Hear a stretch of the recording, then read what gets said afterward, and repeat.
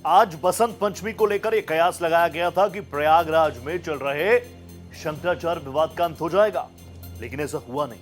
अब देखिए, इसी साल मई जून में पंचायत के चुनाव होने हैं, जबकि अगले साल राज्य में विधानसभा के चुनाव होंगे।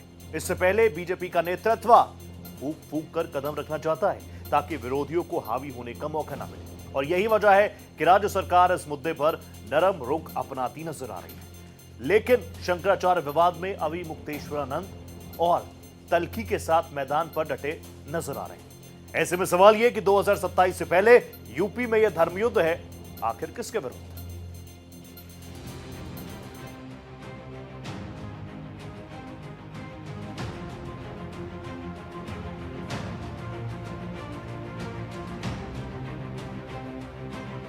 प्रयागराज में संगम पर वसंत पंचमी के मौके पर लाखों श्रद्धालुओं ने शाही स्नान किया, लेकिन मौनी अमावस्या के बाद से पिछले 5 दिनों से अपने शिविर से बाहर रहकर विरोध जता रहे स्वामी अविमुक्तेश्वरानंद से जुड़े विवाद का अंत वसंत पंचमी के दिन भी नहीं हुआ। सबकी नजर थी कि क्या स्वामी अविमुक्तेश्वरानंद महाराज बसंत पंचमी का स्नान कर स्नान से रोकने से शुरू हुए इस विवाद का अंत कर देंगे, लेकिन ऐसा नहीं होने पर अब इस विवाद के और लंबा खींचने की आशंकाएं तेज हो गई हैं। बताया जा रहा है कि माघ मेले में बड़ी ठंड से स्वामी जी की तबीयत खराब हो गई, उन्हें बुखार हो गया तो वैनिटी वैन में चले गए, दवाइयां खाई और आराम किया।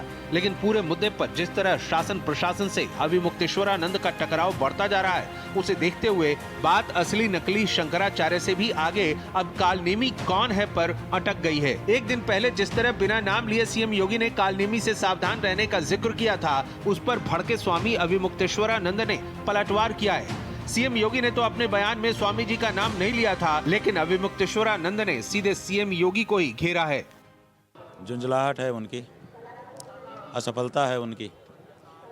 जो समस्या उन्होंने और उनके अफसरों ने यहाँ पैदा की है, जिस तरह से उन्होंने 100 करोड़ सनातन धर्मियों का अपमान किया है, उसको ढांकने मूदने की कोशिश इस तरह का वक्तव्य दे करके कर रहे हैं।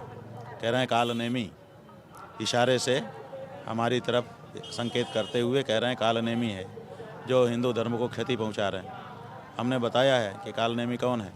कालनेमी वो है जो था तो राक्षस, लेकिन चोला संतों का पहन के आकर के हनुमान जी के रास्ते में बैठ गया था। अब देखिए राक्षस क्या करते हैं, गौ ब्राह्मण को खा लेते हैं मार के, उनके कच्चे मांस को खा लेने वाले वही तो राक्षस कहलाते हैं। तो अब बताइए, गौ की हत्या जिसके राज में हो रही हो और वो संतों का चोला पहन के बैठा हो, कालनेमी कौन है बताओ? कालनेमी ही तो था जिसके समय में मांसाहार हो रहा था और चोला संत का था। ये कालनेमी स्वयं है, दूसरा कोई नहीं है कालनेमी। हालांकि इस टकराव में जिस तरह दोनों तरफ से नोटिस बनाम नोटिस की जंग जारी थी, जिसे धर्म युद्ध बताया जा रहा है, उसमें कोई नया मोड़ नहीं आया है। प्रशासन की तरफ से अविमुक्तेश्वरानंद को 2 नोटिस भेजे जाने के बाद से एक तरफ जहां प्रशासन की तरफ से कोई पहल नहीं हुई है, वहीं शंकराचार्य की तरफ से भी इसे लेकर कोई सवाल जवाब नहीं हुआ है। लेकिन कालनेमी पर अटकी हुई बात इससे भी आगे सीएम योगी के शासन पर सवाल खड़े करने पर टिक गई है। स्वामी अविमुक्तेश्वरानंद ने मेला प्रशासन पर जमकर अपनी भड़ास निकाली। बात यह है कि प्रशासन अगर सचमुच का सही प्रशासन होता तो हम कुछ चाहते। वो तो गुंडा बना हुआ है, बदमाश बना हुआ है, वो तो कलुष मन में पाले हुए है। ऐसे प्रशासन से हम क्या चाहेंगे? कुछ नहीं चाहते। नोटिस और सुप्रीम कोर्ट के मुद्दे को बीच में लाने पर भी स्वामी जी नाराज हैं। हालांकि डिप्टी सीएम ने जिस तरह मामले को हल्का कर स्वामी जी से स्नान कर लेने की प्रार्थना की थी, उससे लगता है अविमुक्तेश्वरानंद जी का गुस्सा कुछ कम तो जरूर हुआ है, लेकिन अब देखना होगा कि उनकी नाराजगी पूरी तरह भला कैसे और कब दूर होती है।